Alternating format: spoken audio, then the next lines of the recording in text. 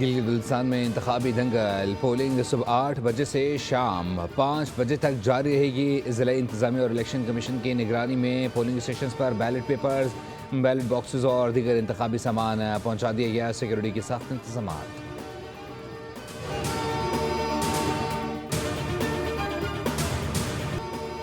گلگت بلتستان کا حکمراں کون ہوگا، فیصلہ آج ہوگا۔ الیکشن کمیشن کے مطابق 24 نشستوں پر 403 امیدوار میدان میں، 396 مرد اور 8 خواتین امیدوار شامل۔ 9,58,480 ووٹرز حق رائے دہی استعمال کریں گے۔ پیپلز پارٹی کے 23، نون لیگ کے 22، استحکام پاکستان پارٹی کے 15، جبکہ مسلم لیگ کے 11، JUIFA کے 9، MWM کے 7، جماعت اسلامی اور MQM کے 6 جبکہ 272 آزاد امیدوار بھی قسمت آزمائیں گے۔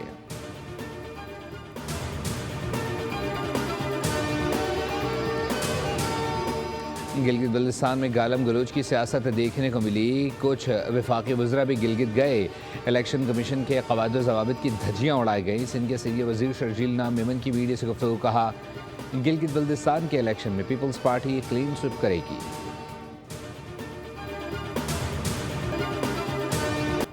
وزیر داخلہ محسن نقوی ایرانی سپریم لیڈر کے لیے فیلڈ مارشل سید عاصم منیر کا پیغام لے کر ایران پہنچ گئے۔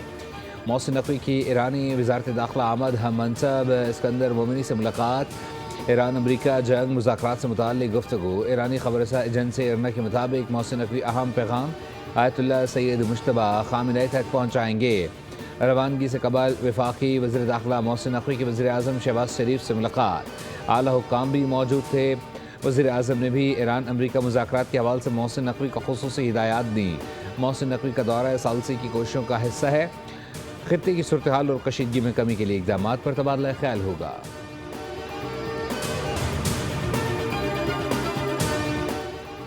فیلڈ مارشل سید عاصم منیر کی دعوت پر لبنان کے آرمی چیف سرکاری دورے پر پاکستان کے لیے روانہ۔ برطانوی خبر ایجنسی کے مطابق لبنانی فوج نے ابھی تک دورے کے دورانیے یا تفصیلی ایجنڈے کے بارے میں کوئی باضابطہ معلومات جاری نہیں کی۔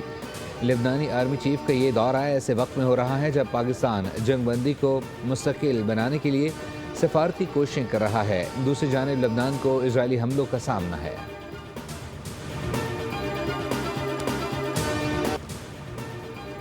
ابن ہرمز کے اطراف امریکہ اور ایران میں پھر کشیدگی۔ امریکہ کا ایران کے ریڈار تنصیبات کو نشانہ بنانے کا دعویٰ۔ پاسداران انقلاب کا بھی جوابی وار۔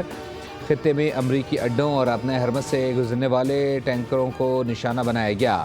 پاسداران انقلاب نے ابن ہرمز میں ایک امریکی کمپنی سے منسلک کارگو جہاز کو تحویل میں لے لیا۔ سینٹ کام کے مطابق امریکہ نے گروک اور جزیرہ قشم میں ریڈار تنصیبات کو نشانہ بنایا، جبکہ ایران کے 7 میں سے 6 میزائل تباہ کر دیے گئے۔ ایرانی پاسداران انقلاب نے خبردار کیا ہے کہ امریکی کارروائیاں جاری رہیں تو ابن ہرمز مکمل بند کر دی جائے گی، جس کا ذمہ دار امریکہ ہوگا۔ ایران کے پاس صرف 21 سے 22% میزائل باقی رہ گئے ہیں۔ معاہدے کے سوا کوئی راستہ نہیں۔ امریکی صدر ڈونلڈ ٹرمپ کا انٹرویو۔ کہا، جنگوں اور تنازعات کے حل میں وقت لگتا ہے، ایسے معاملات فوری طور پر طے نہیں ہوتے۔ دعویٰ کیا کہ ایران مستقبل میں ایسے اقدامات کرنے پر مجبور ہوگا جن کو اس نے کبھی تصور بھی نہیں کیا ہوگا۔ ایران نے جنگ بندی کے لیے کسی معاہدے پر اتفاق نہیں کیا کیونکہ وہ خود کو طاقتور اور غیور سمجھتا ہے، لیکن معاملات اچھے انداز میں آگے بڑھ رہے ہیں۔ موجودہ صورتحال مثبت سمت میں آگے بڑھ رہی ہے۔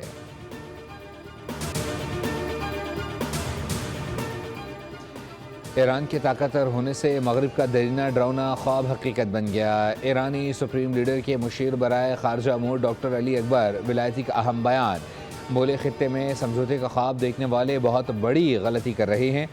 ایران مزید مضبوط ہو رہا ہے، تصوراتی نقشہ دوبارہ تشکیل دیا جا رہا ہے۔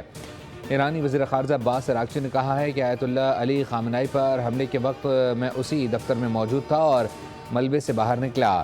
ایرانی سپریم لیڈر اور صدر ٹرمپ کے درمیان ملاقات فی الحال حقیقت پسندانہ نہیں لگتی۔ صدر ٹرمپ حقیقی دنیا میں نہیں رہتے۔ سعودی عرب خطے کا بڑا ملک اور اہم کھلاڑی ہے۔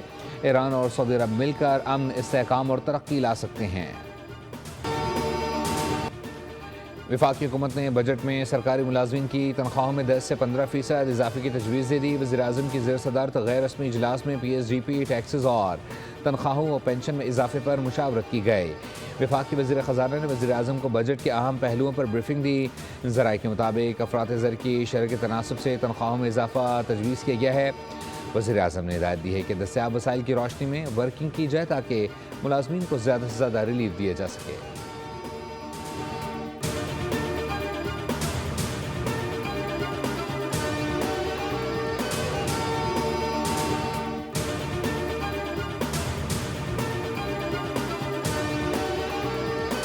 وفاقی بجٹ میں ٹیکس نیٹ اور محصولات میں اضافے پر خصوصی توجہ مرکوز۔ بجٹ تجاویز میں کاروباری سرگرمیوں اور درآمدی شعبے کے لیے تبدیلیاں متوقع۔ ایکسپورٹرز پر 1% ایڈوانس ٹیکس ختم کرنے اور برآمدات بڑھانے کے لیے بڑے ٹیکس ریلیف کی تجویز دی گئی۔ بیوٹی پارلرز، ہیلتھ فٹنس اور کلینکس کی درآمدی مشینری پر ٹیکس ریلیف متوقع ہے، جبکہ سن بلاک اور شیونگ کریم سمیت متعدد درآمدی مصنوعات سستی ہونے کا امکان ہے۔ بچوں کے فارمولا دودھ، کیچپ، گھی اور چائے پر قیمت درج کرنے کی تجویز بھی شامل۔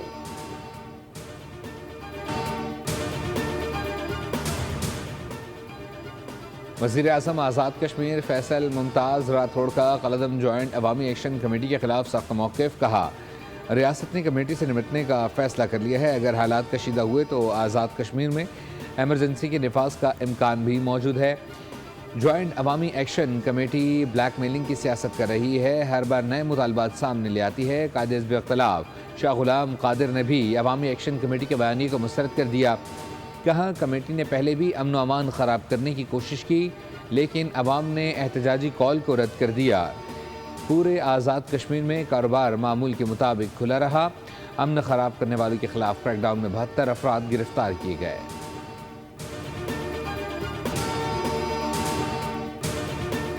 کوئٹہ میں لیڈی ڈاکٹر پر تیزاب پھینکنے والا ملزم پولیس مقابلے میں مارا گیا۔ پولیس کے مطابق موسیٰ کالونی میں گرفتاری کے لیے کارروائی کی گئی تو ملزم نے پولیس کو دیکھ کر فائرنگ کر دی۔ جوابی فائرنگ سے ملزم ہلاک ہو گیا۔ ملزم کی لیڈی ڈاکٹر پر تیزاب پھینکنے کی فوٹیج بھی سامنے آ گئی۔ وزیر اعلیٰ سرفراز بگٹی کی ہدایت پر لیڈی ڈاکٹر کو علاج کے لیے کراچی منتقل کر دیا گیا۔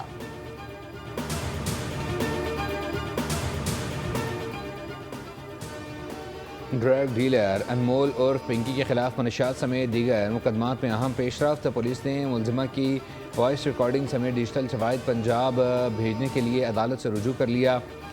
پولیس نے درخواست میں کہا ہے کہ تمام ڈیجیٹل شواہد پنجاب فورنزک لیبارٹری بھجوائے جائیں تاکہ ان کا معائنہ کیا جا سکے۔ پولیس کے مطابق ملزمہ کی وائس ریکارڈنگ، وائس میسیجز اور کال ریکارڈنگز موجود ہیں۔ دوران تفتیش ملزمہ نے ان ریکارڈنگ سے انکار کیا ہے۔ پولیس نے سزا کی کہ فورنزک رپورٹ کے مطابق ملزمہ کی آواز کی تصدیق ہو جائے گی۔ سبسکرائب کریں اور بیل دبائیں تاکہ کوئی خبر رہ نہ جائے۔